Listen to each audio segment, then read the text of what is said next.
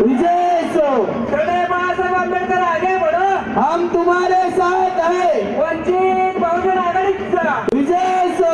वंचित बहुजन आघाडीचा विजय सो। सरदार बाळासाहेब आंबेडकर आगे बढ़ो, हम तुम्हारे साथ है।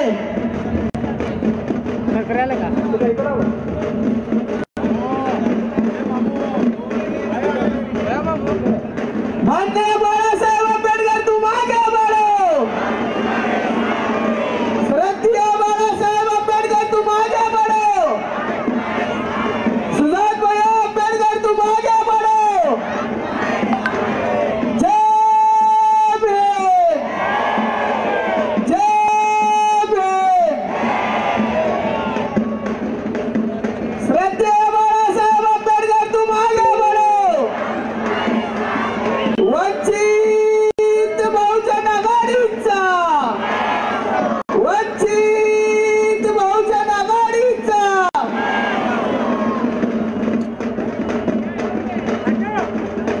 गेटच्या पाठीमागाचे उभारले त्याने हात या।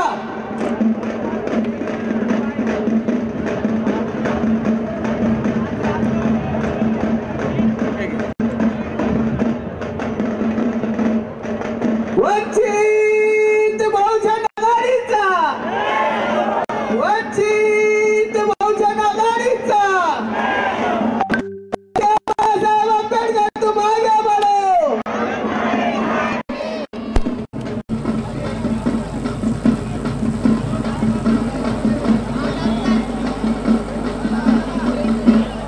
आतिश भैया तुम आगे बढ़ो। आतिश भैया तुम आगे बढ़ो।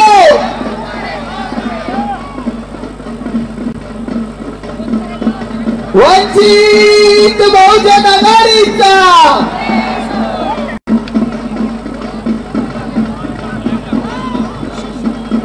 वंचित बहुजन आघाडीचा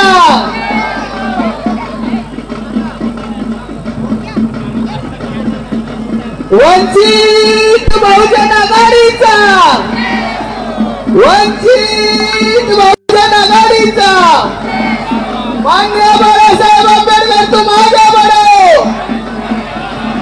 माननीय बाळासाहेब आंबेडकर तुम आगे बढ़ो। वंचित बहुजन आघाडीचा, वंचित बहुजन आघाडीचा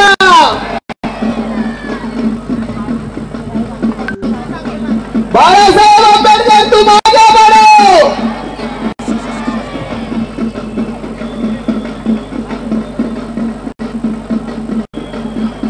बाळासाहेब आंबेडकर तुम आगे बढ़ो। वंचित बहुजन आघाडीचा, वंचित बहुजन आघाडीचा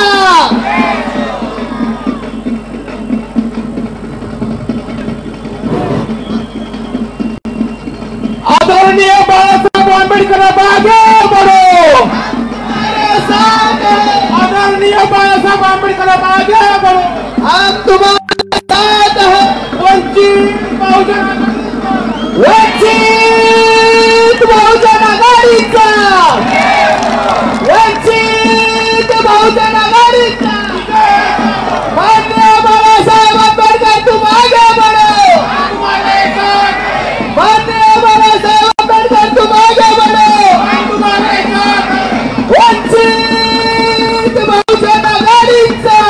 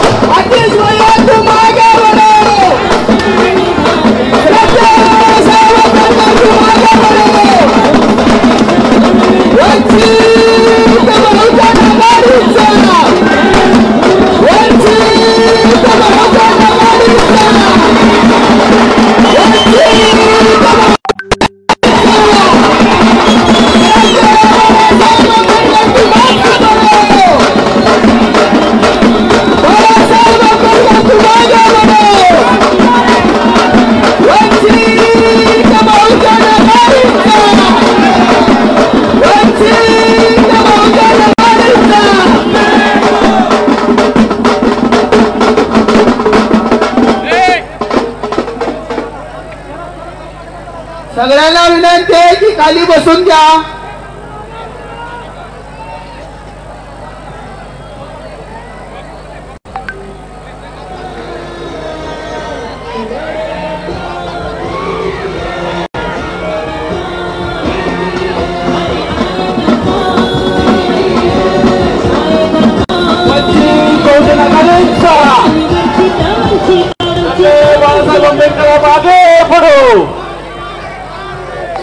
बाळासाहेब आंबेडकर आप आगे बढ़ो.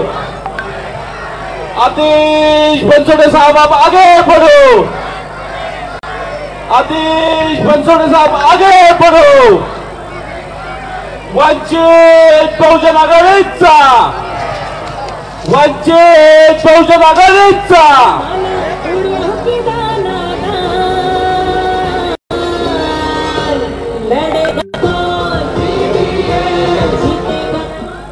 महाकारुणिक तथागत भगवान गौतम बुद्ध बहुजनाचे राजे आजूबाजूला थांबलेल्या सर्व छत्रपती शिवाजी महाराज बंधू भगिनींना विनंती आहे की आपण आपल्या खुर्चीवर बसून घ्यावं. तिथे समोर थांबलेल्या सर्व बंधूंना विनंती आहे आपण बाजूला थांबायचं. आरक्षणाचे जनक छत्रपती शाहू महाराज, राष्ट्रपिता क्रांतिबा ज्योतिबा फुले, साहित्यरत्न अण्णाभाऊ साठे, भारतीय राज्यघटनेचे थोर शिल्पकार विश्वभूषण परमपूज्य बोधिसत्व डॉक्टर बाबासाहेब आंबेडकर यांच्या विचाराला पहिल्यांदा वंदन करतो. 42 सोलापूर लोकसभा मतदारसंघाचे अधिक लोकप्रिय उमेदवार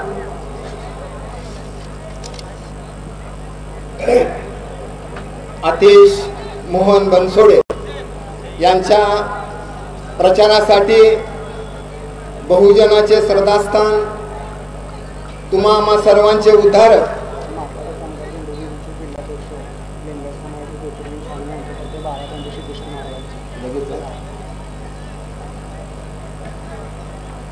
आतिश मोहन बनसोडे यांच्या प्रचारार्थ श्रद्धेय बाळासाहेब आंबेडकर उपस्थित झालेले आहेत. त्यांचं सोलापूर शहर व जिल्ह्याच्या वतीनं मी हार्दिक हार्दिक हार्दिक स्वागत करतो. त्याचप्रमाणे या कार्यक्रमाला क्रांतिताई सावंत आमच्या जिल्हा प्रभारी, त्याचप्रमाणे प्राध्यापक सोमनाथ साळुंके सर जिल्हा प्रभारी, अनिल अण्णा जाधव राज्य उपाध्यक्ष हे उपस्थित आहेत. यांचेही वंचित बहुजन सोलापूर शहर जिल्ह्याच्या वतीनं या ठिकाणी मी हार्दिक स्वागत करतो व अनिल अण्णा जाधव यांना विनंती करतो त्याच्या अगोदर जिल्हाध्यक्ष चंद्रशेखर मडीखांबे यांनी प्रस्तावित करावा अशी विनंती करतो.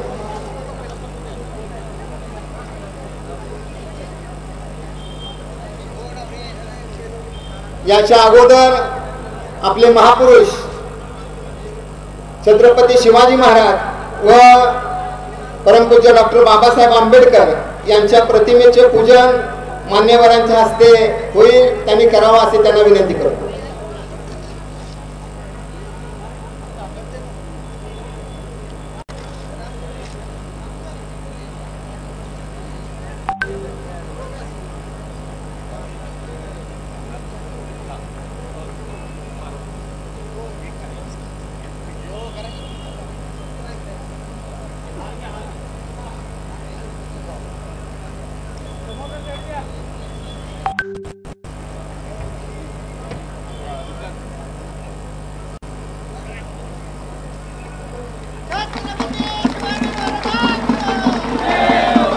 छत्रपती शिवाजी महाराजांचं, परमपूज्य बोधिसत्व डॉक्टर बाबासाहेब आंबेडकरांचं,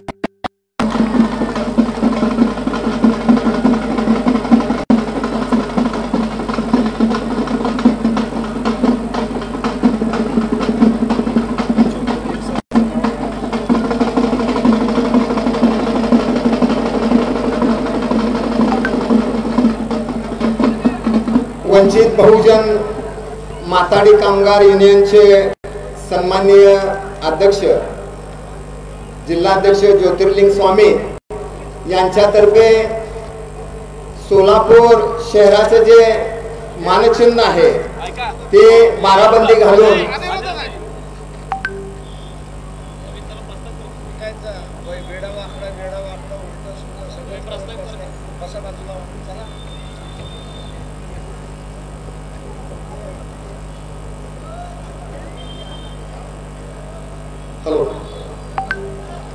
प्रथमतः या ठिकाणी सर्व महामानवांच्या विचारांना त्यांच्या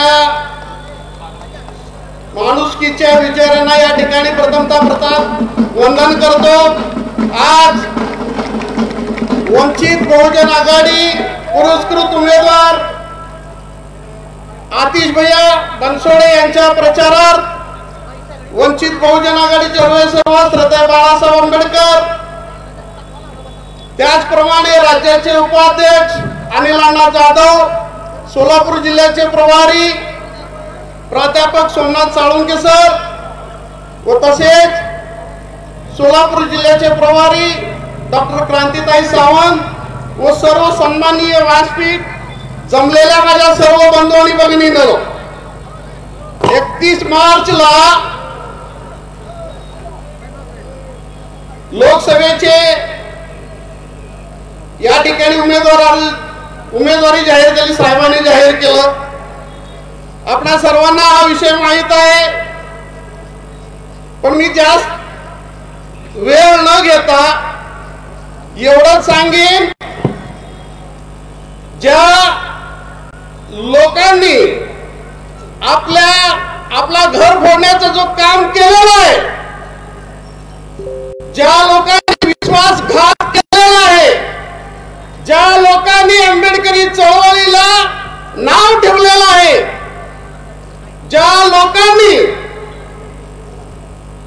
वंचित बहुजन आघाडीच्या कार्यकारिणीला वेगळ्या पद्धतीचं नाव दिलेलं आहे, येणाऱ्या 7 तारखेला तुम्ही सर्वांनी विहिरीच्या समोरचं बटन दाबून आतिशभाई बनसोडे यांना प्रचंड मताने विजयी करावा, एवढ्याच्या प्रसंगी बोलून माझे 2 शब्द संपवतो। जय भीम, जय भारत।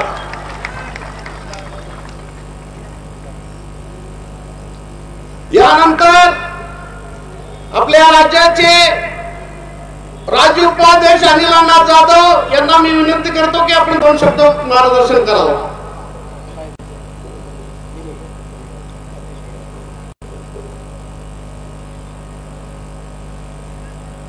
वंचित बहुजन आघाडी पुरस्कृत उमेदवार आतिश बनसोडे यांच्या प्रचाराकरता देशाचे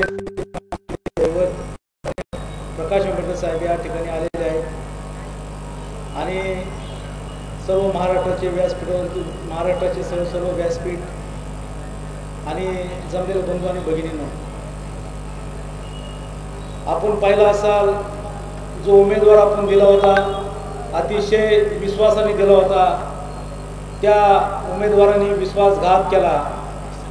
परंतु मी थोडक्यातच आपल्याला सांगू इच्छितो की आपण हा जर बदला काढायचा असेल तर आतिश बनसोडे सगळ्यात जास्त ताकदीने निवडून आणला पाहिजे, एवढं मी आपल्याला अपेक्षा।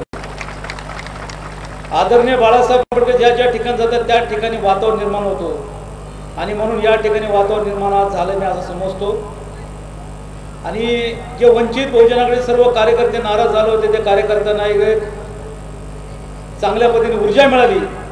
आतिश बनसोडे सारखा एक भक्कम कार्यकर्ता, एक चांगला ठाण्या वाघ या वंचित बहुजन आघाडीला सापडला आणि म्हणून हा ठाण्या वाघ्याला आपल्याला या सोलापूर नगरीचा खासदार करायचंय आणि म्हणून वंचित बहुजनच्या सर्व कार्यकर्त्यांना मी आज आवाहन करतो की आपण या आतिश बनसोडेला चांगल्या मताने निवडून आणावं। त्यांचं खून आहे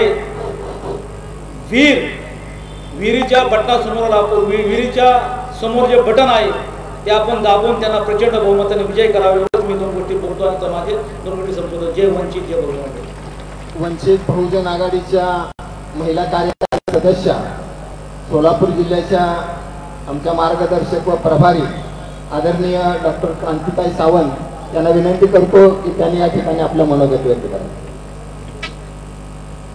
सर्वांना जय भीम. आज आपण आतिश बनसोडेंच्या जाहीर सभेच्या निमित्तानं एकत्र जमलेलो आहोत.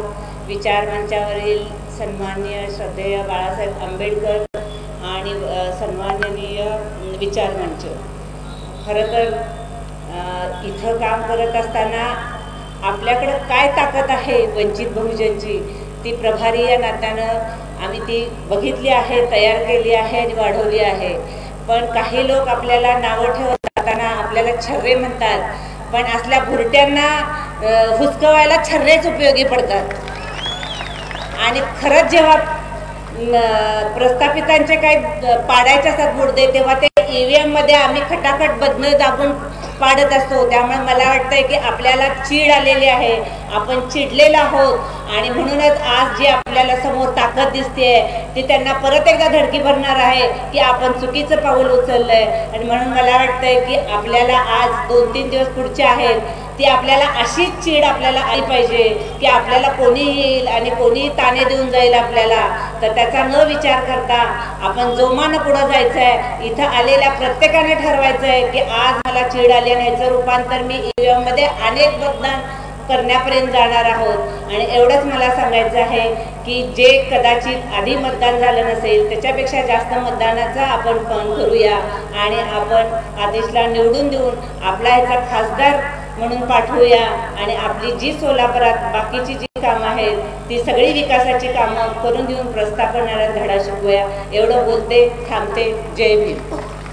यानंतर वंचित बहुजन आघाडीचे राज्य उपाध्यक्ष व सोलापूर जिल्ह्याचे प्रभारी आदरणीय प्राध्यापक सोमनाथ साळुंखे यांनी या ठिकाणी विचार व्यक्त करायचे. वंचित बहुजन आघाडीचे सोलापूर लोकसभा मतदारसंघाचे पुरस्कृत उमेदवार आतिश बनसोडे यांच्या प्रचारार्थ आयोजित जाहीर सभेमध्ये उपस्थित असणारे आपले कुटुंब प्रमुख वंचित बहुजन आघाडीचे राष्ट्रीय अध्यक्ष श्रद्धेय बाळासाहेब आंबेडकर, मंचावर उपस्थित असणारे राज्य कार्यकारिणीचे माझे सहकारी अनिल अण्णा जाधव, डॉक्टर क्रांतिताई सावंत, आपले या लोकसभा मतदारसंघाचे उमेदवार आतिश बनसोडे, सर्व जिल्हा कार्यकारिणीचे पदाधिकारी, बंधू व भगिनींनो, सोलापूरची निवडणूक आपल्यासाठी अतिशय महत्त्वाची बनलेली आहे. ज्या काही घडामोडी सोलापूरच्या या ठिकाणी घडून गेल्या, आपली ताकद दाखवण्याची वेळ आता या ठिकाणी आलेली आहे. आणि त्या अनुषंगानं इथं जे प्रस्थापित उमेदवार आहेत, मग ते भारतीय जनता पार्टीचे असतील, मग ते राष्ट्रीय काँग्रेसचे असतील, या दोन्ही उमेदवारांना चितपट करण्याची ताकद वंचित बहुजन आघाडीमध्ये निश्चित आहे. आणि वंचित बहुजन आघाडी ह्या निवडणुकीमध्ये त्यांना आपला हिसका दाखवल्याशिवाय राहणार नाही, ही वस्तुस्थिती आहे.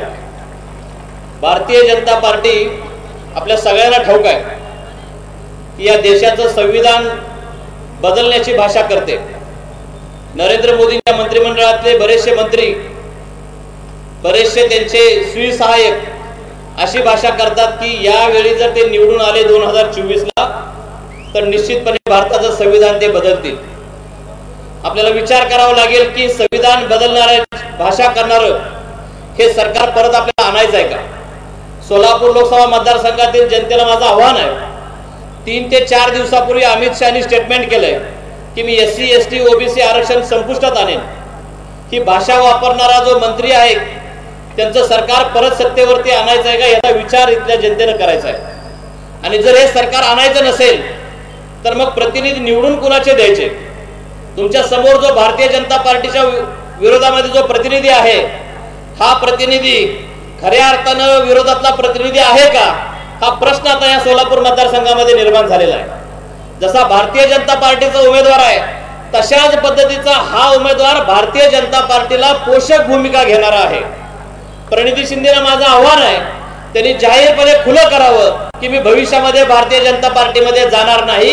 ही हिंमत असेल तर ते तुम्ही खुलं करावं, या ठिकाणी जनतेला सांगावं.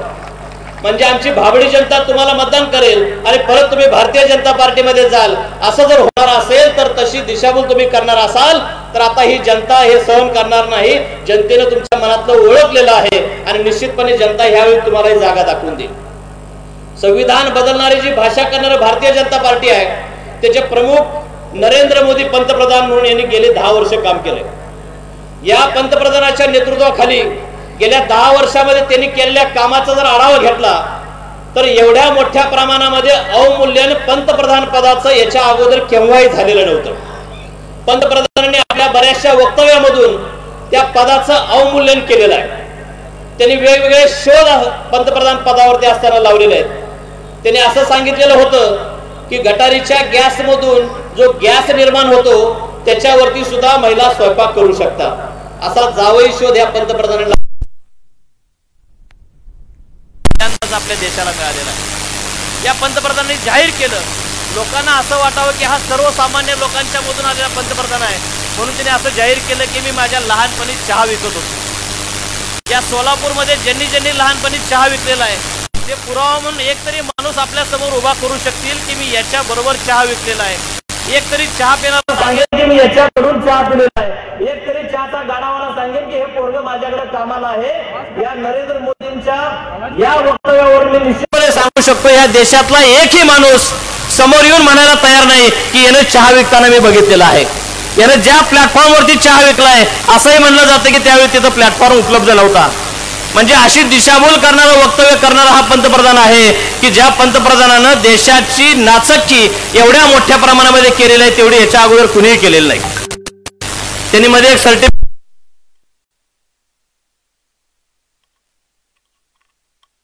त्यांनी एक त्यांच्या प्रतिनिधींनी प्रेसमध्ये येऊन MA झालेलं सर्टिफिकेट दिलं. त्यांचं MA झालेलं सर्टिफिकेट बघितल्यानंतर व्हॉट्सअपवर मेसेज करायला लागले आणि ते मेसेज असे होते एका राजकारण्याकडे एक युवक गेला नोकरी मागायला. राजकारणी अडाणीच होता. मग त्या युवकाने सांगितले की माझं MA झालंय मला नोकरी द्या. तर तो राजकारणी म्हणला तुझं MA झालंय तुला दिली असती नोकरी पण तू मॅट्रिक झाला असतास तर मी निश्चितपणे नोकरी दिली असते. म्हणजे राजकारण्याला माहित नव्हतं की मॅट्रिक झाल्यावर MA होतंय. आपल्या देशामध्ये जे पंतप्रधान आहेत त्यांनी MAचं सर्टिफिकेट दिलंय. मी खुलं आव्हान त्यांना करतो तुम्ही MAचं सर्टिफिकेट जाहीर केलंय तुम्ही BAचं सर्टिफिकेट दाखवा. तुम्ही 12वीचं सर्टिफिकेट दाखवा. तुम्ही 10वीचं सर्टिफिकेट दाखवा. तुम्ही शाळेमध्ये गेलेलं प्राथमिक आणि माध्यमिक शाळेतलं सर्टिफिकेट दाखवा. यापैकी कुठलंही सर्टिफिकेट यांच्याकडे सापडणार नाही याचा ठाम विश्वास मला आहे. कारण हे शिकलेलेच नाहीत हे आपल्या सगळ्यांना ठाऊक आहे. किती दिशाभूल करायची लोकांची प्रचंड प्रमाणामध्ये दिशाभूल या जनतेची केली जाते. वेगवेगळे या ठिकाणी निर्णय घेतले जातात की जे निर्णय सर्वसामान्य जनतेच्या हिताचे कधीच नसतात. लॉकडाऊन करण्याचा निर्णय त्यांनी घेतला. तो लॉकडाऊन करताना विचार केला नाही की मुंबईमध्ये असणारा कामगार आपल्या गावी कसा परत जाईल. लॉकडाऊन केल्यानंतर जे साधन सामुग्री लोकांना मिळायला पाहिजे ती लॉकडाऊन केल्यानंतर ती उपलब्ध होणार आहे की नाही असा कुठलाही विचार न करता तडकाफडकी लॉकडाऊनचा निर्णय त्यांनी घेतला. नोटाबंदीचा निर्णय असाच त्यांनी मीडिया समोर येऊन रात्री 8 वाजता जाहीर केला. रांगेमध्ये उभा राहून लोकांचा मृत्यू झालेला आपण बघितलेला आहे. एवढ्या मोठ्या प्रमाणामध्ये तडकाफडकी निर्णय घ्यायचे आणि त्याचं पूर्व नियोजन कुठल्याही प्रकारचं करायचं नाही असा गाफीलपणा सरकारमध्ये आपल्याला दिसून आला. एवढा निष्काळजी पंतप्रधान याच्या अगोदर देशामध्ये आपण कधीही बघितलेला नाही. एवढा निष्काळजी पंतप्रधान हा असताना आपण परत याला निवडून देणार असू तर मग परत येत्या 5 वर्षामध्ये देशाची अवस्था काय होईल याचा विचार तुम्ही सर्वांनी केला पाहिजे. मी एका ओबीसी समूहामधून येतो. ओबीसी समूहाचे प्रश्न बरेच आहेत आणि ओबीसी समूहामध्ये गेल्या देशाच्या स्वातंत्र्यानंतर 47 पासून 24 पर्यंत ओबीसी प्रश्न सोडवण्याची भूमिका कुणीही घेतलेली नाही. ती काँग्रेस सरकारने घेतलेली नाही. ती भारतीय जनता पार्टी सरकारने घेतलेली नाही. ओबीसीचे खरे प्रश्न सोडवायचे असतील तर ओबीसीची जात न्याय जनगणना व्हायला पाहिजे ही प्रमुख मागणी ओबीसींची आहे. आणि हे दोन्ही सरकार याच्या अगोदरचं काँग्रेस सरकार असेल आणि आताचं भाजपचं सरकार असेल झालेलं या दोघांनीही जाहीर केले की ते जात न्याय जनगणना घेणार नाहीत. ओबीसीची जात न्याय जनगणना जर झाली नाही तर ओबीसीचे प्रश्न खऱ्या अर्थानं सोडवण्यासाठी त्या ठिकाणी पाठबळ मिळणार नाही. म्हणून जात न्याय जनगणना होणं आवश्यक आहे. वंचित बहुजन आघाडीच्या जाहीरनाम्यामध्ये आहे की आम्ही जात न्याय जनगणना करण्यासाठी त्या ठिकाणी प्रवृत्त करू. ही भूमिका वंचित बहुजन आघाडीने घेतली. ओबीसीचं आरक्षण अबाधित राहिलं पाहिजे ही भूमिका आदरणीय बाळासाहेब आंबेडकरांनी घेतली. मराठा समाजातील गरीब मराठ्यांना आरक्षण मिळालं पाहिजे ही भूमिका बाळासाहेबांनी घेतली. SC STचं आरक्षण अबाधित राहिलं पाहिजे ही सुद्धा भूमिका आपण घेतो. म्हणजे आरक्षण वाद्यांच्या बाजूनं वंचित बहुजन आघाडी कायमपणे ठामपणे उभी राहिलेली आहे आणि हे निश्चितपणे आपण ओळखलं पाहिजे. आरक्षण विरोधामध्ये सरकार आहे. आरक्षण विरोधामध्ये जे भूमिका घेतात त्यांचं सरकार येऊ नये याची काळजी आपण या ठिकाणी घेतली पाहिजे. आज जनतेसमोर एक मोठा प्रश्न निर्माण झालाय की भारतीय जनता पार्टीला पर्याय म्हणून ज्याला निवडून देतो तो उद्या केव्हा भारतीय जनता पार्टीमध्ये जाईल याची काही शक्यता सांगता येत नाही. शिवसेनेला लोकांनी मागच्या वेळी मतदान केलं ते शिवसेना आपला पक्ष घेऊन भारतीय जनता पार्टी बरोबर सामील झाली. ज्या राष्ट्रवादीला लोकांनी मतदान केलं की हे भारतीय जनता पार्टीचे विरोधक आहेत, पण ती राष्ट्रवादी बरेचसे आमदार घेऊन अजित पवार भारतीय जनता पार्टीला मिळाले. म्हणजे यांना मतदान केलं तर ते परत भारतीय जनता पार्टीलाच जातं, हे आपण वारंवार बघितलेलं आहे. मी ठामपणे या ठिकाणी सांगू शकतो, तुम्ही जर वंचित बहुजन आघाडीला मतदान केलं, वंचित बहुजन आघाडीच्या पुरस्कृत उमेदवाराला जर मतदान केलं तर हे मतदान कधीही भारतीय जनता पार्टीला जाणार नाही, त्यांना कधीही ते सामील होणार नाहीत. ते ठाम विश्वास मला वंचित बहुजन आघाडीच्या वतीने आपल्याला द्यायचा आहे. म्हणून तुम्ही गांभीर्याने विचार करा. सोलापूर मतदारसंघाच्या विकासासाठी, सर्वसामान्यांचे प्रश्न सोडवण्यासाठी आपल्यामधला प्रतिनिधी संसदेमध्ये गेला पाहिजे. सोन्याचा चमचा घेऊन जन्माला आलेले प्रतिनिधी तिथं पाठवले तर आमचे प्रश्न सुटणार नाहीत, हे आपण लक्षात घेतलं पाहिजे. आपला सर्वसामान्यांचा प्रतिनिधी म्हणून आतिश बनसोडे आपल्या समोर आम्ही उभा केलेला आहे. त्याला प्रचंड बहुमताने निवडून द्यावं हे आवाहन तुम्हाला करतो आणि माझं मनोगत थांबवतो. धन्यवाद. जय भीम. बहुजन विचार मंच सोलापूर संचलित बचत समूह स्वाभिमान अभियान बँक यांच्यातर्फे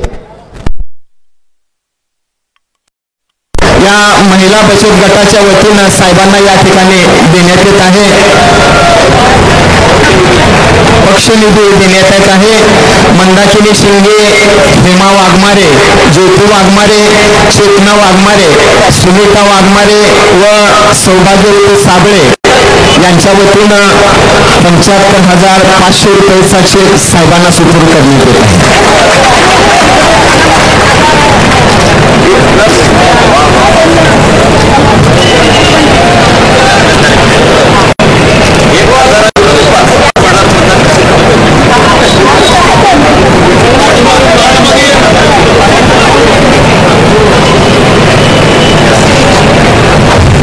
मनस्वी क्षीरसागर आहे का?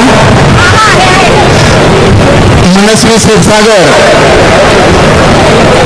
यांच्यातर्फे 5,000 रुपये पक्षासाठी देण्यात येत आहेत. त्याचाही साहेबांनी स्वीकार करावा.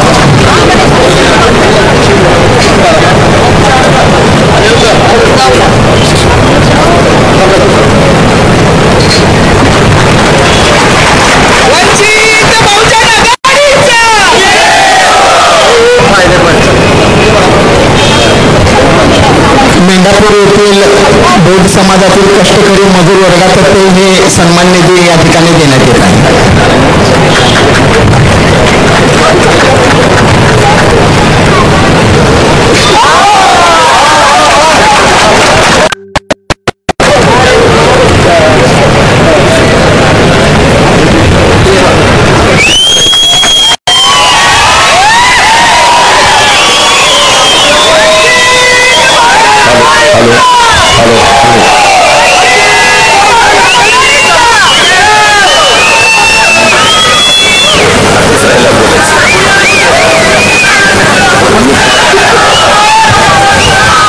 वंचित बहुजन आघाडीचे लोकप्रिय उमेदवार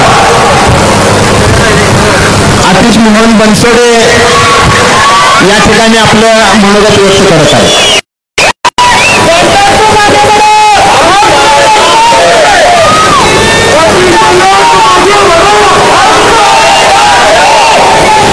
उपस्थित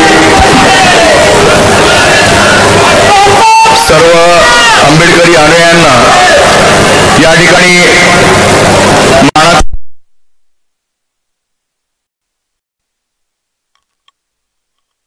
आवाज कमी पडतोय. जय भीम. डॉक्टर बाबासाहेब आंबेडकरांचा, छत्रपती शिवाजी महाराजांचा, छत्रपती शाहू महाराजांचा, संत बसवेश्वर महाराजांचा. आज या ठिकाणी आदरणीय बाळासाहेब आंबेडकर यांची ही जाहीर सभा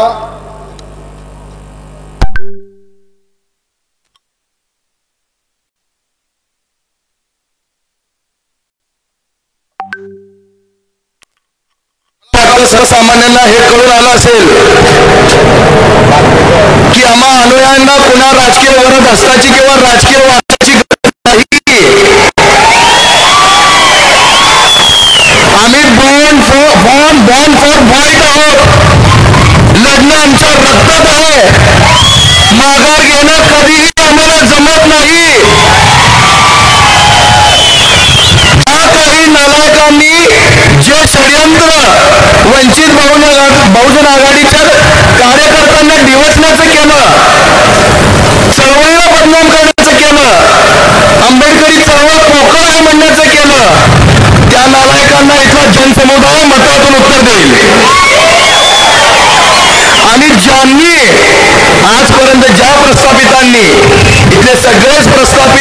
आजपर्यंत तुमच्या माझ्यासारख्या सामान्य कार्यकर्त्याला SC ST VGNT OBC Dhangar मुस्लिम गरजवंत मराठ्याला नेहमीच ठेचायचं काम केलं इथल्या प्रस्थापितांनी. त्यांना उत्तर म्हणून माझ्यासारख्या सामान्य कार्यकर्त्याला बाळासाहेबांनी आज पुरस्कृत केलंय. सगळ्यात पहिला हा धडा त्यांनी घ्यावा की सामान्य कार्यकर्ते जगले पाहिजे, टिकले पाहिजे, लढले पाहिजे, तेही मैदानात ठाम पाय रोवून. इथल्या या राजकीय वारशाने आलेल्या चांदीचा चमचा तोंडात घेऊन आलेल्या शिंदेना तरुणांचं काही पडलेलं नाही आणि राजकीय वरद असताना उपरे आलेल्यांना सातपुत्यांना इथल्या तरुणांचं काय पडलेलं नाही. गेले 5-5 वर्ष आमदार राहिलेले ते 5-5 वर्ष कधी झेडपीचा फॉर्म भरायचं माहित आहे का या लोकांना? कधी रस्त्यावर खड्डा पडला त्याच्यासाठी आंदोलन आहे का यांचं? कधी पाण्याच्या प्रश्नावर यांचं बोलणं आहे का? प्रशासनावर फक्त कॉन्ट्रॅक्टदाराचा धाक ठेवून आपली मलाई खिशात जमवायची, कार्यकर्त्यांना लाचार बनवून ठेवायचं, याच्या व्यतिरिक्त या लोकांनी काहीच केलं नाही. आज इथं या ठिकाणी सोलापूर विद्यापीठ आहे, जिल्ह्यासाठी सोलापूर स्वतंत्र विद्यापीठ दिलं असं वारंवार छाती ठोकपणे इथल्या प्रस्थापिताकडनं सांगितलं जातं, काँग्रेसवाल्याकडनं सांगितलं जातं. परंतु इथल्या विद्यार्थ्यांना साधं स्पेशलायझेशन माहित आहे. स्पेशलायझेशन 23 पारंपरिक अभ्यासक्रमाच्या पुढे अभ्यासक्रम चाललेले नाहीत. इथला विकास रस्त्याचं बोलताय, येताना एवढे रस्ते लागतायत, जाताना माणूस मणक्याचे आजार घेऊन जातो या ठिकाणातून. आता मोदीने एक मणक्याचे आजार घेऊन गेले असतीलच नक्की आणि राहुल गांधीने पण गेले असतील.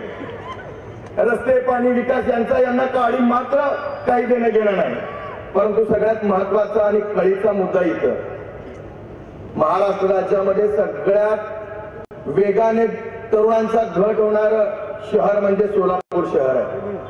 या सोलापूर शहरामध्ये उद्योगधंदे नसले कारणे, बेरोजगारी असले कारणे इथला तरुण पुण्यामध्ये जाऊन शिकतो, इथला तरुण पुण्यामध्ये जाऊन काम करतो, हैदराबाद मध्ये जाऊन काम करतो, मुंबईमध्ये जाऊन काम करतो. मग इथल्या तरुणांच्या हाताला या आतापर्यंत सत्ताधाऱ्यांनी काम दिलं नाही तर यांना निवडून द्यायचं का? काय यांना निवडून द्यायचं? काय यांचं आपण पारंपरिक मतदार व्हायचं? आजपर्यंत तुम्ही आम्हाला पारंपरिक मतदार म्हणून गिनलेला आहे, पण याच्या पुढे वंचितचा हा कार्यकर्ता, वंचितचा हा मतदार हा तुमचा पारंपरिक मतदार नसणार आहे. एवढं तुम्ही लक्षात ठेवलं पाहिजे. फक्त तुमच्या माझ्यासारख्यांनाच या ठिकाणी असं स्वाभिमानी कार्यकर्ता ठेचलं तर असं नाही. इथल्या गरजवंत मराठ्यांसोबतही त्यांनी तेच केलं, इथल्या मुस्लिमांसोबतही त्यांनी तेच केलं, इथल्या धनगरांसोबतही त्यांनी तेच केलं. इथला जो SC ST VGNT OBC आणि इथला आलुतेदार बलुतेदार आहे यांच्या प्रत्येक स्वाभिमानी कार्यकर्त्याला ठेवण्याचं काम इथल्या प्रस्थापितांनी आजपर्यंत केलेलं आहे आणि ते धुडकावण्यासाठी बाळासाहेबांनी माझ्यासारख्या सामान्य कार्यकर्त्याच्या पाठीवर हात ठेवलाय. माझ्या पाठीचं पोट झालेलं आहे. या दोन्ही प्रस्थापितांना त्यांच्या खुर्चीवरून खाली खेचून ठेवल्याशिवाय हा वंचितचा पुरस्कृत कार्यकर्ता राहणार नाही, एवढा माझं या ठिकाणी अभियोजन आहे.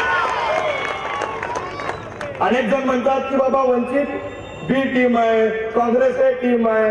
महत्वाची गोष्ट मला एक नमूद करायची आहे. वारंवार मी राजकीय वारसा आणि राजकीय वरद हस्त हे शब्द वापरतोय, जाणीवपूर्वक वापरतोय आणि जबाबदारीने वापरतोय. तुमचं एक मत तुमच्या नेत्याला बळकट करत असतं आणि तुमच्या मताची टक्केवारी राज्यसभेमध्ये, लोकसभेमध्ये, विधानसभेमध्ये वाढवत असतं. त्यामुळे तुमचं मत वाया जात नाही. तुमचं मत आपल्या नेत्याला ताकदीने लढायला बळ देतं. त्यामुळे हा सगळा जो आताच आपल्यातल्याच काही कार्यकर्त्यांनी घाट घातला. बाळासाहेब येणार आहे माहित असताना सुद्धा आपल्याच कार्यकर्त्यांनी गाण्याचा कार्यक्रम ठेवला. ही लाजिरवाणी गोष्ट आहे. ही स्वाभिमानी कार्यकर्त्याची निशाणी नाही, लाचार कार्यकर्त्याची निशाणी आहे. या ठिकाणी मला फक्त एवढंच म्हणायचं आहे, विकासाच्या नावाने आजपर्यंत तुमची माझी दिशाभूल झाली, रोजगाराच्या नावाने तुमची माझी दिशाभूल झाली, पाण्याच्या नावाने तुमची माझी दिशाभूल झाली. इथल्या प्रत्येक मजुराची, शेतकऱ्याची, कष्टकऱ्याची, गरजवंत मराठ्याची, धनगरांची, मुस्लिमांची दिशाभूल करण्यामध्येच या प्रस्थापितांनी आजपर्यंत धन्यता मानलेली आहे. परंतु माझ्यासारख्या कार्यकर्त्याकडे काहीतरी विजन असेल म्हणून तर मला बाळासाहेबांनी पाठीवर थाप दिली असेल. मला एवढंच सांगायचं आहे, माझा पहिला मूलभूत आपल्या अधिकाराचा तर असेलच, पण कळीचा मुद्दा असेल इथून पुणे मुंबई हैदराबादला जाणाऱ्या तरुणांना हाताला काम भेटलं पाहिजे. त्यासाठी सगळ्यात मोठा सक्षम लढा कसा लढता येईल आणि तो लढण्यासाठी मला तुमच्या सगळ्या आशीर्वादाची गरज आहे. तो तुम्ही द्याल एवढंच बोलतो, कारण सगळेजण आतुर आहात बाळासाहेबांचं मनोगत ऐकायला.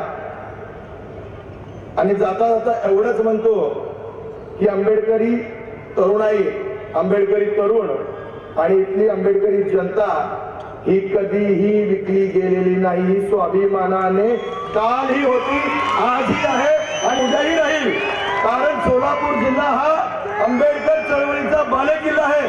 तुमच्यासारख्या नालायकांनी याला सुरून पाडण्याचा जर घाट घातला तर त्यांना मतरूपी आशीर्वादातून माझ्यासारख्या कार्यकर्त्यांना निवडून देऊन इथली जनता उत्तर देईल. एवढंच बोलतो आणि या ठिकाणी थांबतो. जय भीम, जय शिवराय, जय संविधान. आदरणीय साहेबांना विनंती करतो की त्यांनी आम्हाला मार्गदर्शन करावं. वंचित बहुजन आघाडीचा, वंचित बहुजन आघाडीचा विजय असो. श्रद्धेय बाळासाहेब आंबेडकरांचा, श्रद्धेय बाळासाहेब आंबेडकरांचा विजय असो. साहेब तुम संघर्ष करो, तुम्हारे साथ है. यांच्या पक्षाने दिलेला पाठिंबा आणि त्यांच्या प्रचाराच्या निमित्ताने मी आपल्या समोर या ठिकाणी उभा आहे.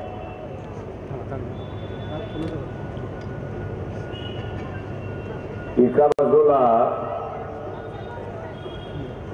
काँग्रेसवाल्यांची होड लागलेली आहे बीजेपीकडे जाण्याची.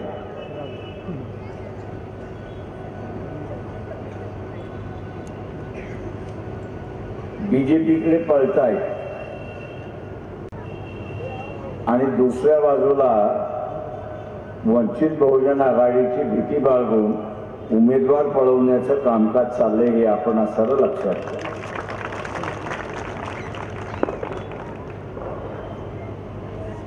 4 तारखेला इथलं असणारं खरं चित्र आपल्यासोबत दिसेल. इन्क्वायरी सोनिया गांधीची इन्क्वायरी चालली की न चालली आहे तर चालली आहे. राहुल गांधीची इन्क्वायरी चालली आहे की न चालली आहे तर चालली आहे. काँग्रेसचे असणारा अध्यक्ष खरगे यांची इन्क्वायरी चालली आहे की न चालली आहे तर चालली आहे. आता ज्यांची इन्क्वायरी चाललेली आहे ते कोणाला भितात तर नरेंद्र मोदीला भितात. आणि नरेंद्र मोदीला इतके भितात हे की आपण बघत असाल की मध्यंतरी नरेंद्र मोदी यांनी असा एक जुमला टाकला. मनमोहन सिंगातला असणारा अख्ख्या भाषणामधला एक वाक्य फक्त त्यांनी त्या ठिकाणी उचलला आणि या देशाच्या संपत्तीवरचा अधिकार मुसलमानाचा आहे असं ते फिरवलं. ते फिरवल्यानंतर पत्रकार मित्र आहेत खरगेंना विचारायला गेले. काँग्रेसचे राहुल गांधी यांना विचारायला गेले तर राहुल गांधींनी सांगितलं खरगे हे त्याच्यावरती उत्तर देतील. खरगेने काय म्हटलं की आम्ही असणारा मनमोहन सिंगांचं जे भाषण आहे हे भाषण आम्ही मोदींना ऐकू आणि त्यांचा गैरसमज आम्ही दूर करू. काय सांगितलं की मनमोहन सिंगांचं जे भाषण आहे ओरिजिनल भाषण आहे ते आम्ही असणारा मोदीला ऐकू आणि त्यांचा असणारा गैरसमज दूर करू. ही भाषा कोणाची असते? ज्याची लढण्याची ताकद नाही त्याची ही भाषा असते. बरं, लढण्याची ताकद का नाही तर मोदीला खोटं पाडलं तर हा उचलेला ना आपल्याला जेलमध्ये टाकेल. हा उचलेल आणि आपल्याला जेलमध्ये टाकेल आणि हा उचलून जेलमध्ये टाकेल म्हणून असणारा कडक भूमिका घ्यायची नाही, चॅलेंजिंगची भूमिका घ्यायची नाही अशी परिस्थिती। याच जागी इंदिरा गांधी असत्या तर तिने मोदीला ललकारलं असतं, तुझं म्हणणं खरं असेल तर त्या लाल किल्ल्याच्या मैदानावरती ये आणि लाल किल्ल्याच्या मैदानावरती मनमोहन सिंगांचं भाषण काय आहे ते आम्ही तुम्हाला असताना ऐकवतो, हे ललकारला असतं, चॅलेंज दिला असतं। त्याला मनमोहन सिंग त्या ठिकाणी असताना म्हटले होते या देशाच्या संपत्तीवरती पहिला अधिकार कोणाचा असेल तर महिलांचा अधिकार। त्याच्यानंतर ते म्हटले की या देशाच्या संपत्तीवरती अधिकार कोणाचा असेल तर इथला असणारा SC ST चा अधिकार आहे। त्याच्यानंतर कोणाचा असेल तर इथला असणारा OBC चा आहे आणि त्याच्यानंतर ते म्हटले की इथल्या मुसलमानांना। पण त्यांच्या गांडीत दम नाही ना, त्यांना चॅलेंज देता येतच नाही, त्यांना चॅलेंज देता येतच नाही। आणि म्हणून आपण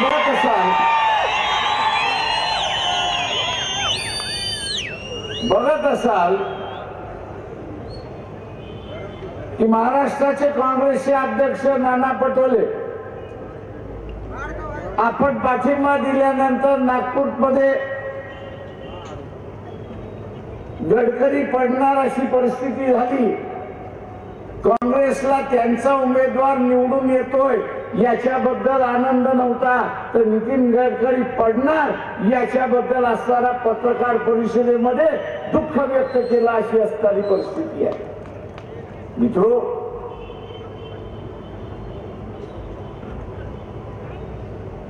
काँग्रेस असं म्हणते की आम्ही असणारा भारतीय जनता पक्षाला सत्तेवरून खेचायला निघालो। मी काँग्रेसवाल्यांना विचारतो की बोफोर्सच्या निमित्ताने राजीव गांधीचे कपडे फाडण्यात आले, आरोप करण्यात आले, पुरावा कधीच मिळाला नाही, पण इथे तर पुरावा मिळाला। नरेंद्र मोदी BJPने आरोप केले होते, त्यांच्या विरोधात पुरावा मिळाला। काय पुरावा मिळाला? ज्यांच्यावरती धाडी घातल्या,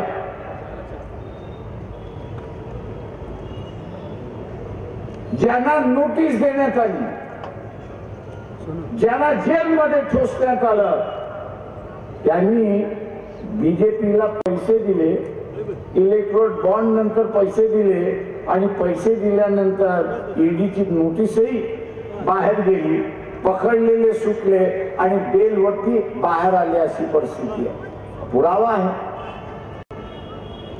हा, एवढा मोठा पुरावा असताना काँग्रेसवाले कुठल्या बिळामध्ये जाऊन बसले हेच कळायला मार्ग नाही अशी असणारी परिस्थिती।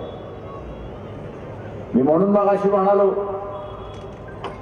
की काँग्रेसवाल्यांची हिंमत नाही भारतीय जनता पक्षाला अंगावरती घेण्याची। नुसतं एवढंच नाही आहे तर जगामध्ये जे हेल्थ ऑर्गनायझेशन आहे WHO, वर्ल्ड हेल्थ ऑर्गनायझेशन, जागतिक आरोग्य संघटन जे आहे हे सगळ्या देशांचं केलेलं आहे। या कोविडच्या कालावधीमध्ये त्यांनी असं म्हटलं की हे रेमडेसिवीर जे आहे हे उपयोगी नाही, बॅन करा, याचा वापर करू नका। गुजरात नावाच्या म्हणून असणारी कंपनी आहे ती मॅन्युफॅक्चर करते, तिने असणारा भारतीय जनता पक्षाला 18 कोटी दिले आणि या सरकारने ते वापरण्याची परमिशन दिली अशी परिस्थिती।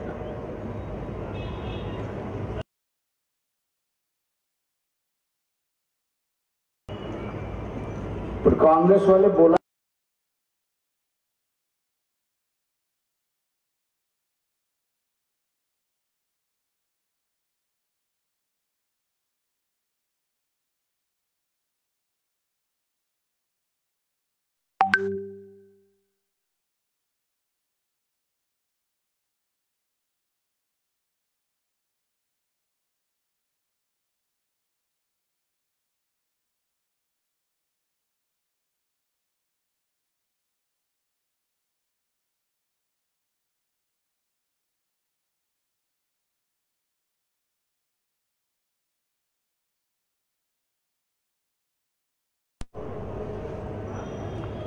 मी मतदारसंघ सांगू शकतो. भंडाऱ्याचा उमेदवार घ्या.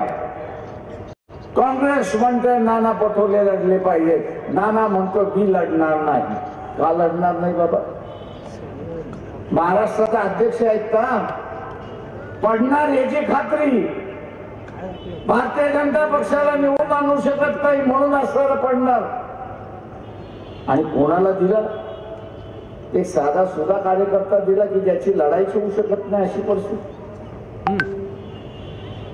कॉम्प्रोमाइज समझोत्याचे उमेदवार त्या ठिकाणी देण्यात आले. रामटेक सारखा मतदारसंघ ज्याची व्हॅलिडिटी टिकणार नाही अशा असणाऱ्या माणसाला उमेदवारी दिली. कास्ट व्हॅलिडिटी राहिली नाही. तिच्या नवऱ्याला उमेदवारी म्हणून त्या ठिकाणी आली.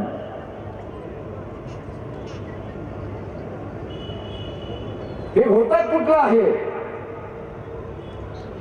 तर महाराष्ट्राच्या काँग्रेसवाल्यांनी आणि वरच्याने काँग्रेस बरोबर छुपा समझोता केला की आम्ही नुसते उमेदवार उभे करतो, तुम्ही आपलं निवडून घ्या. आणि त्याच्यामध्ये वंचित बहुजन आघाडीचा बळी द्यायला निघाले होते की तुम्ही 2 लढा. आज असणारा परिस्थिती अशी आहे की आम्ही वंचित बहुजन आघाडी महाराष्ट्रातले सगळ्यात मोठा विरोधी पक्ष उभा राहतोय अशी परिस्थिती आहे.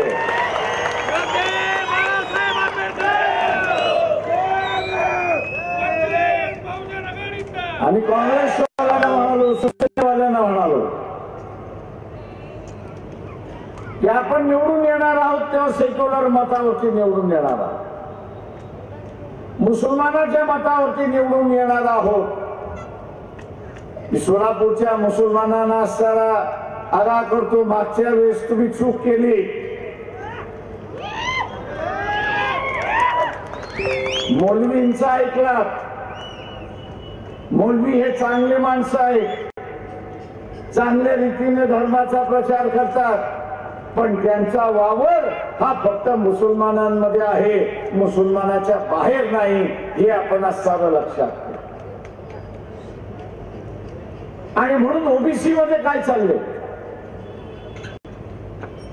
महादेव कोळी समाजामध्ये काय चाललेलं आहे, धनगरांमध्ये काय चाललेलं आहे, भटक्या विमुक्त समाजामध्ये काय चाललेलं आहे, याची माहिती या मौलवीला नाही. हे आपण लक्षात घ्या. आणि म्हणून त्यांचा एकच नारा असतो, त्यांचा एकच नारा असतो की काँग्रेस काँग्रेस. मी इथल्या मौलवीला सांगतो, तुम्हाला वर्ण आदेश आलेला आहे की जो बीजेपीला हरवेल, जो बीजेपीला हरवेल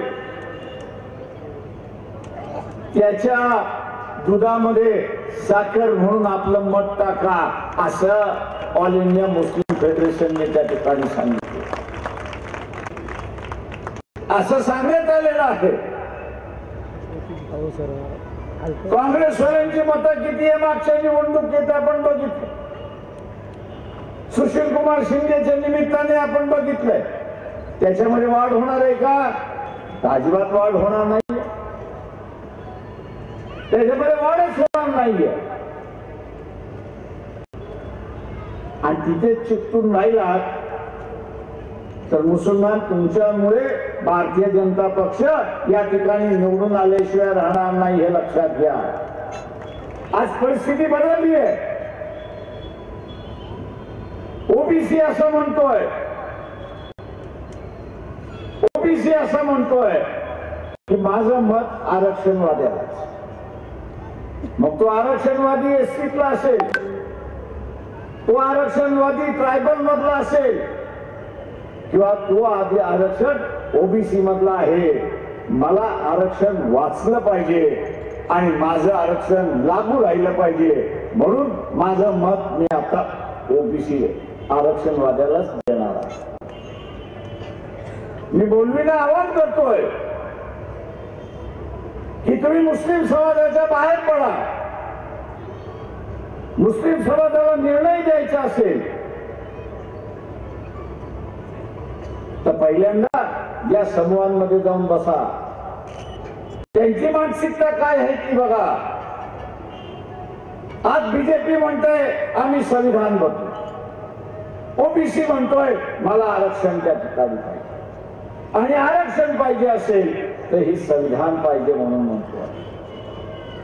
मुस्लिम बांधवांना आवाहन करतोय की तुमची भूमिका ही संविधानवादी आहे, संविधान टिकलं पाहिजे, आणि मग मुसलमानांचा सरळ मैत्री ही ओबीसी मध्ये आली पाहिजे अशी असणारी परिस्थिती आहे. जेव्हा लढा मोठा झाला आणि आता आपल्याला टाळता येत नाही, तेव्हा कुठं छुटपुट पद्धतीने काँग्रेस म्हणायला लागले नाही आम्ही आता संविधान वाचू, नाही आम्ही आता संविधान वाचू. अरे 5 वर्ष ज्यावेळेस संविधानाची वाट लावल्या जात होते त्यावेळेस तुम्ही सभागृहामध्ये काय करत होता याचा खुलासा पहिल्यांदा त्या ठिकाणी करा. घटना ज्यावेळेस पायदुळी तुडवल्या जात होती त्यावेळेस तुम्ही गप्प का बसला होता?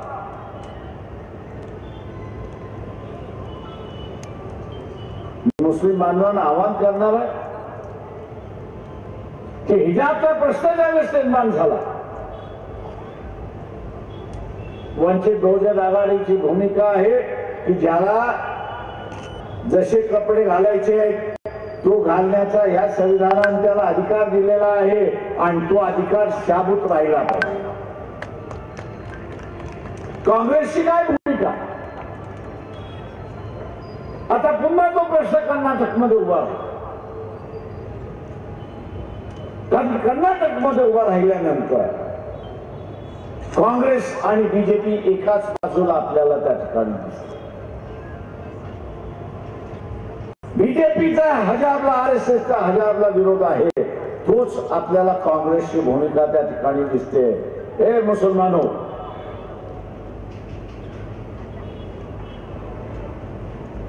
औरंगजेब का जब इशू बाहर निकला,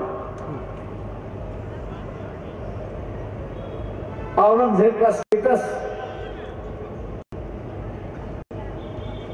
नई जनरेशन अपने मोबाइल पे रखने लगी, तो उन पे केसेस हुए या नहीं हुए? और केसेस हुए तो कांग्रेस कहां थी?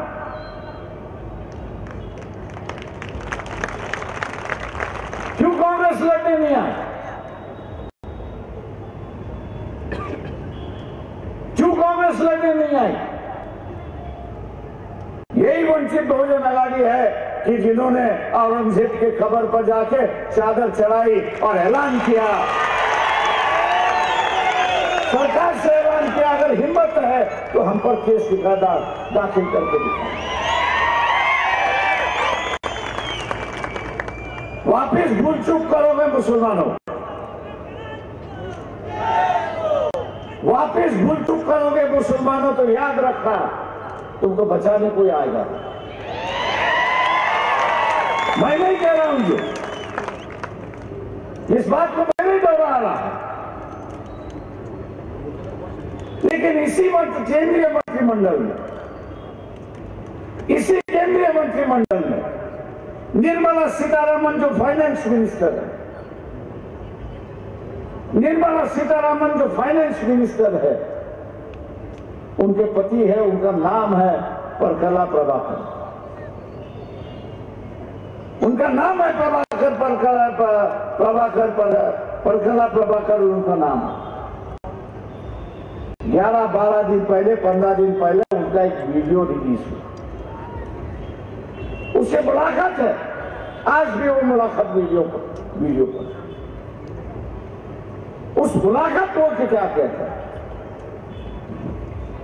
क्या सरकार लौट आई? अगर दोबारा ये सरकार लौट आई 2019 तक ये संविधान खत्म होगा, ये इलेक्शन प्रोसेस खत्म होगी, लोकशाही खत्म होगी और हुकुमशाही की शुरुआत, और हुकुमशाही की शुरुआत होगी, डिक्टेटर की शुरुआत होगी। वहीं नहीं रुकता है, वो आगे जाके यहाँ के मुसलमानों को और अक़लियतों को चेतावनी देता है और ये कहता है कि इस प्राइम मिनिस्टर के काल में जब वो मुख्यमंत्री थे तो गोधरा हुआ, ये प्राइम मिनिस्टर बने और मणिपुर वहां पर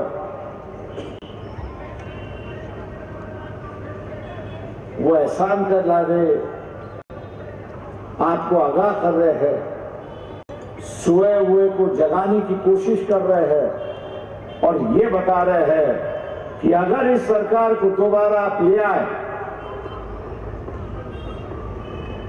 दोबारा इस सरकार को ले आए तो भारत के गली गली में गोधरा और मणिपुर होगा, इसका वो आगाह कर। मैं मुसलमानों से पूछना चाहता हूं, क्या आपके बस्तियों में आपको गोधरा और मणिपुर को दोबारा देखना है? अगर होगा तो क्या कांग्रेस बचाने आए? गोधरा में तो कांग्रेस वाले शामिल थे, ये अब सामने आ चुका। मणिपुर में कांग्रेस दिखाई नहीं देती, दंगा 80 दिन चला।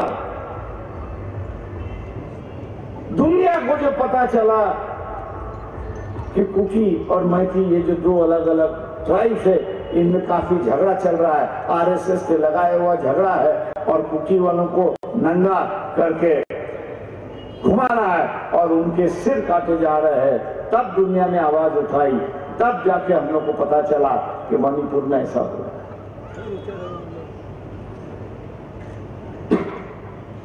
मैं मुसलमान आपको डरा नहीं रहा हूं, इस बात का एहसास आपको दिलाना। अगर मुसलमान बन के अगर वोट करोगे तो बीजेपी को हराओ, अगर कांग्रेस बन के अगर वोट करोगे तो बीजेपी को अपने छाताड़ा पे नाचने के लिए आप दोबारा मौका दोगे, ये आप देखना।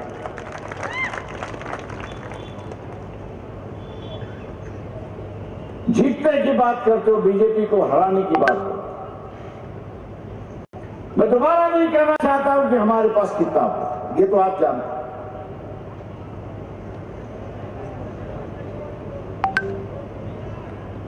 बीजेपी को कितने वोट बोले यही आपको पता है। जो पिछली बार कांग्रेस को वोट मिले उसमें करीब करीब 2.5 लाख वोट ये मुसलमानों के वोट।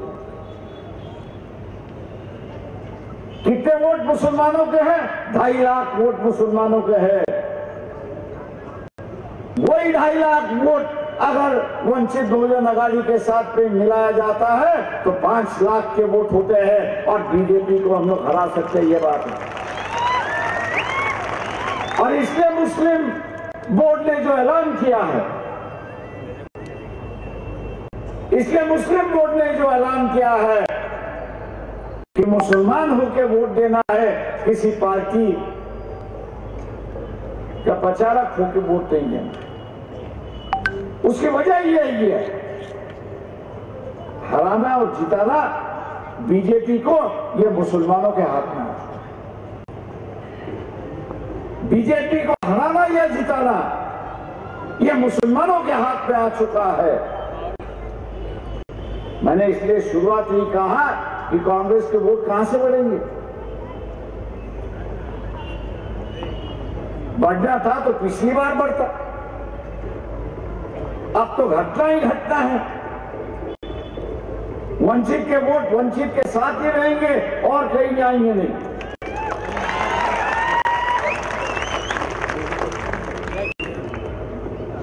वंचित के वोट जो है बंसोड़े के साथ ही यहां पर रहेंगे, इसी परिस्थिति। अब आपको तय करना है, अब जो है वो आपको तय करना है, यहां बीजेपी को हराना या जिताना है। मैंने कहा कि मोदी जो है आजकल कांग्रेसी बातचीत से रात हो गई। मैं इन मौलवियों से पूछता हूं कि आप कांग्रेस के नेताओं से क्यों नहीं पूछते कि देश भर में एक मुस्लिम कैंडिडेट कांग्रेस ने क्यों नहीं दिया? हार जीत तो अलग बात है, हार जीत तो लोगों के हाथ में है, मतदार के हाथ में है, लेकिन उम्मीदवार देना ये पार्टियों के हाथ में है। पार्टी तय करती है किसको उम्मीदवारी देना, किसको उम्मीदवारी नहीं देना। ये आपके लिए पूछते कांग्रेस वालों को कि भाई आपने एक भी मुसलमान उत्तर प्रदेश में नहीं दिया, राजस्थान में नहीं दिया, महाराष्ट्र में नहीं दिया, क्यों नहीं दिया?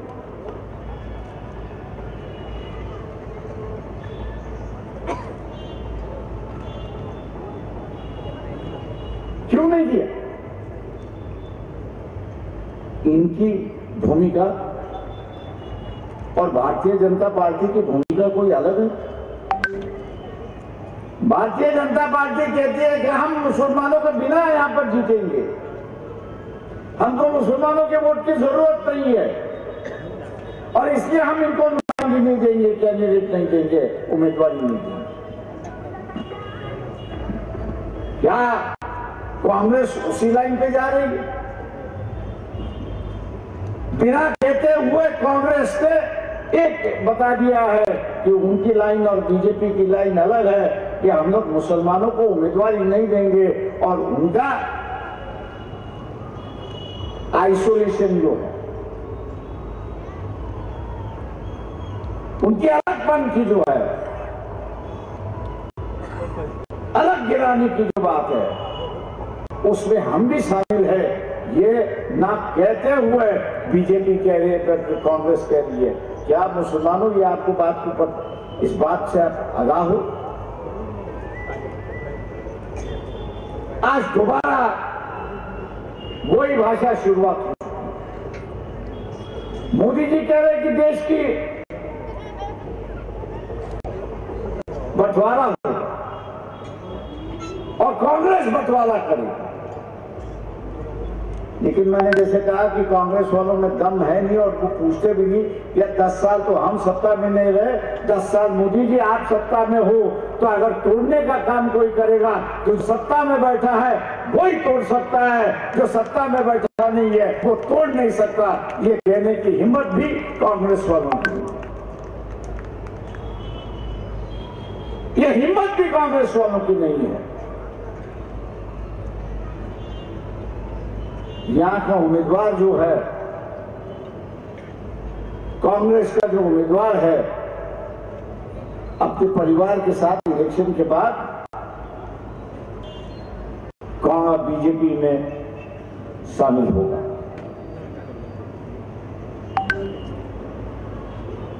किसी एक शख्स ने उनका जो विवरण दिया हुआ, एफिडेविट के माध्यम से कहना होता है कि आपकी प्रॉपर्टीज कहां। एफिडेविट के माध्यम से यह कहना होता है कि आप पर कितने केसेस है या नहीं है। दोनों गलत बताए। देश की भी प्रॉपर्टी नहीं बताई और विदेश की भी प्रॉपर्टी नहीं।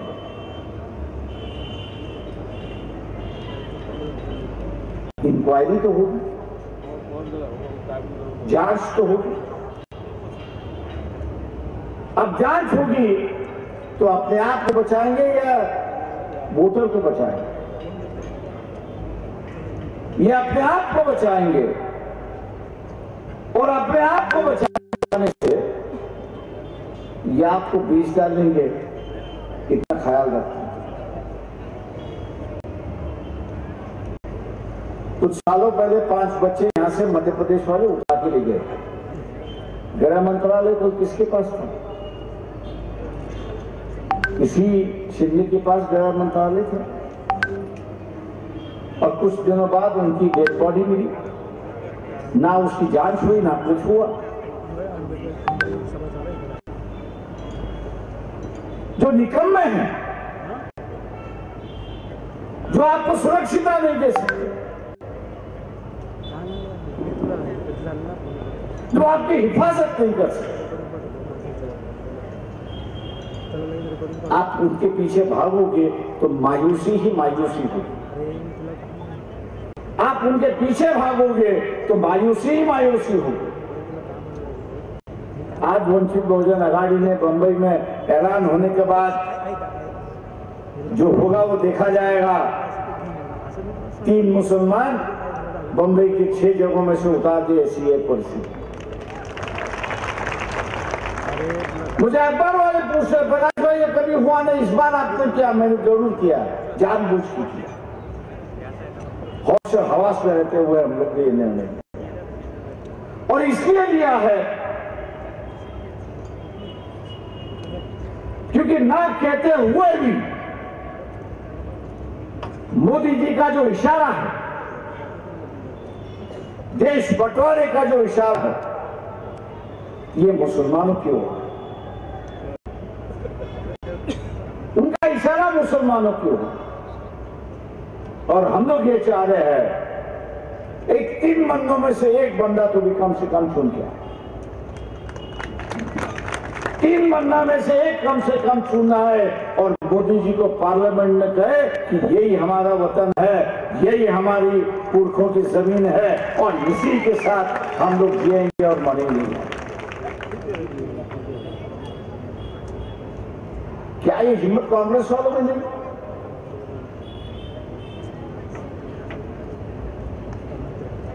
नसीम खान जो है कांग्रेस की 1 सीट मांग रहे थे, कांग्रेस के वरिष्ठ नेता है,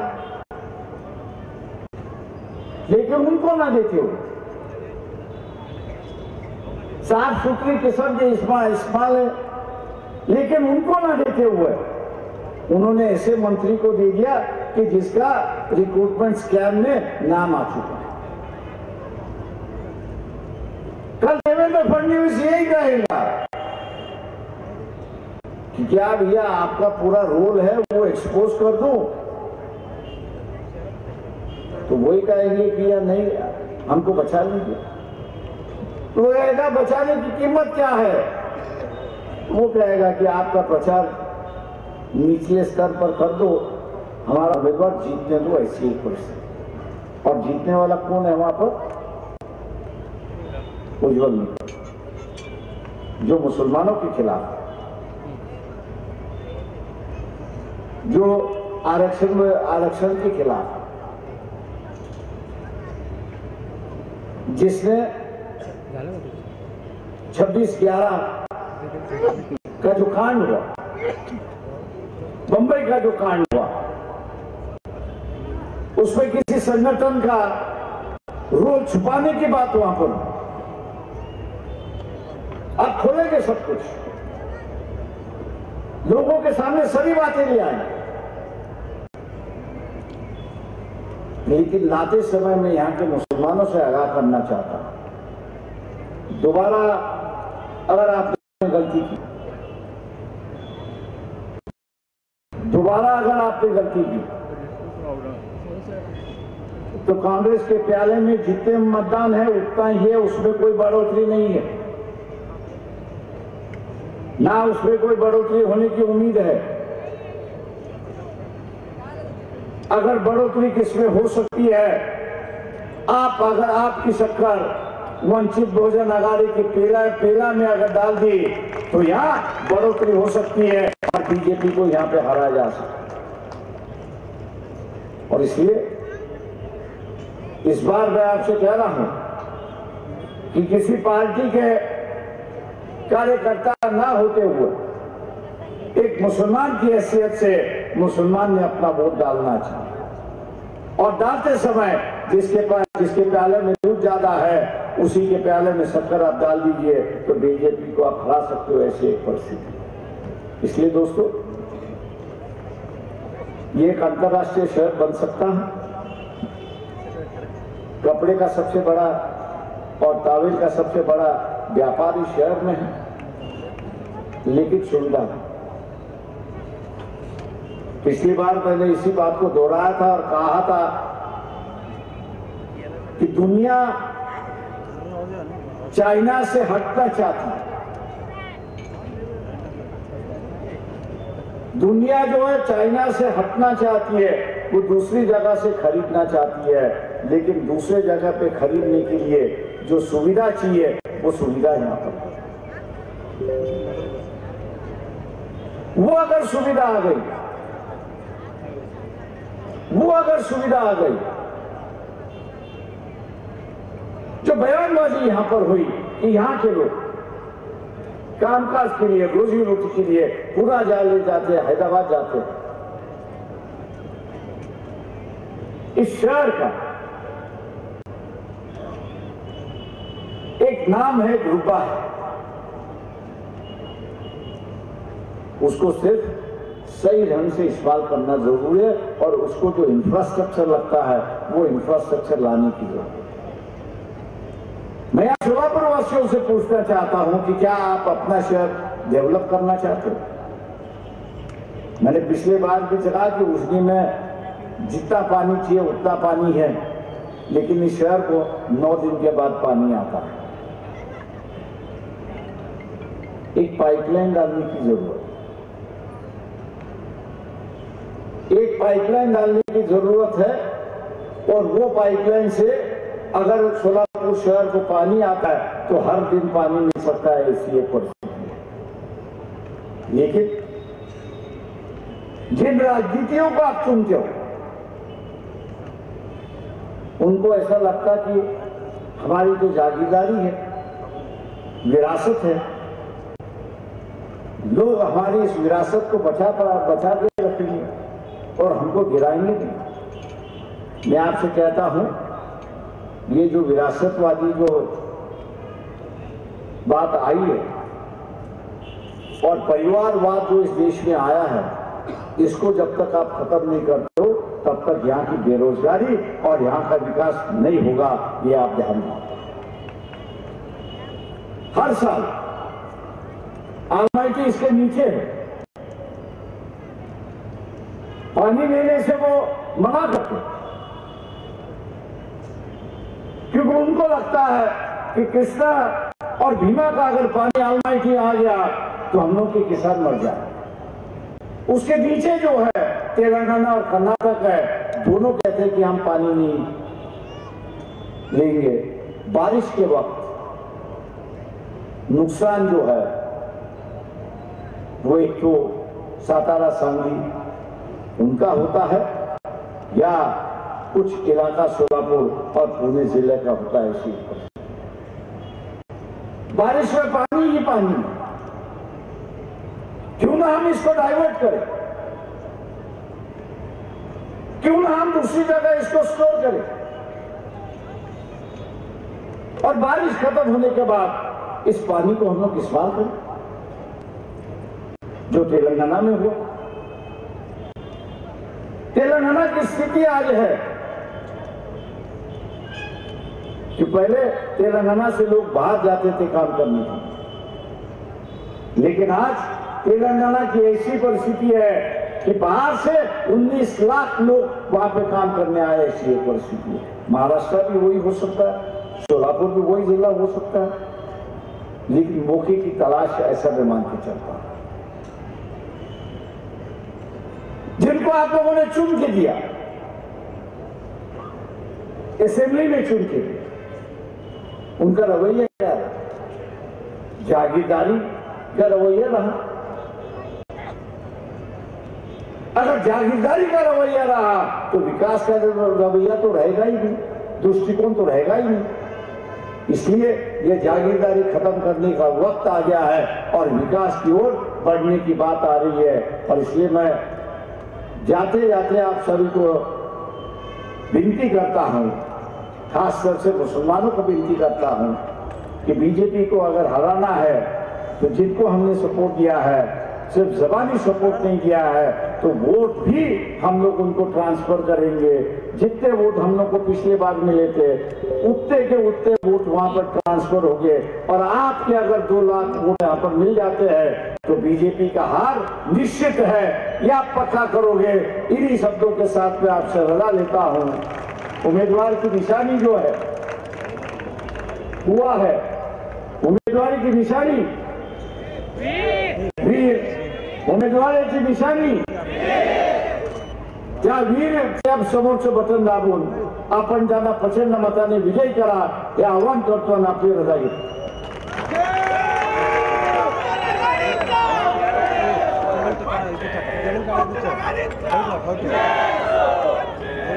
वंचित बहुजन आघाडीच्या वतीने वंचित बहुजन आघाडीचे उमेदवार आतिश मोहन बनसोडे यांच्या प्रचारार्थ या ठिकाणी साहेबांची सभा आयोजित केलेली होती.